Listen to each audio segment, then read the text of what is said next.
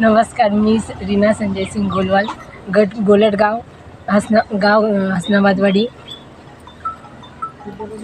ताई, तुम्ही निवडून आल्यानंतर काय काय कामं करणार आहे? आज तुम्ही जनतेमध्ये फिरताय, काय जनतेचा प्रतिसाद मला खूप मिळू लागला की काय काय काम करणार? रस्त्याचे कामं, ड्रेनेज लाईटचे कामं, पाणी आरोग्य.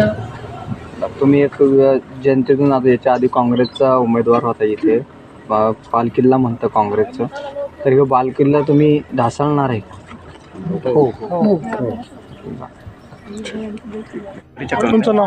मी सुरेश गणपत भोंगडे. माझी आई उमेदवार आहे यमुनाबाई गणपत भोंगडे.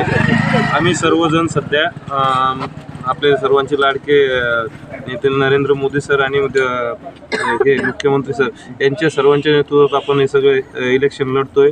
आमचे आदरणीय नेते अशोक आबा साळुंके दादा यांच्या सर्वांच्या नेतृत्वात आम्ही इलेक्शन लढतोय. आम्हाला जर ह्या गणाने जर सर्वांनी संधी दिली तर आम्ही सर्वांगीण विकास करण्याचे कामं करू. इथे याच्या आधी काय काय कामं केली काँग्रेसने मागच्या पंचवार्षिकमध्ये इथं या सर्कलला तरी एकही काम सांगायसारखं नाही की असं सर्कलमध्ये काँग्रेसने काम केलं म्हणून.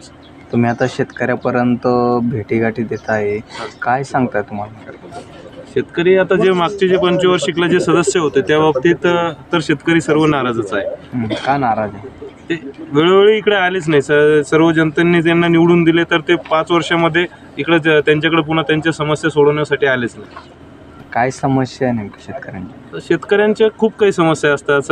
असं समजा जास्त पाऊस झाला, याच्या ओला दुष्काळ किंवा मग कधी पाणी नाही, पाण्याच्या समस्या, रस्त्याच्या समस्या, हे रस्ते या समस्या सोडवण्यात ते जवळपास म्हणजे आलेच नाही कधी शेतकऱ्यापर्यंत. तुम्ही निवडून आल्यानंतर काय आम्हाला जर सर्वांनी सहकार्य केलं तर आम्ही त्यांच्या सुखादुःखात प्रत्येक वेळी त्यांच्या सोबत राहू. काय आव्हान करसान तुम्ही मतदारांना सर्वांना आवाहन करतो की सर्वांनी आम्हाला भरभरून मतदान करावं.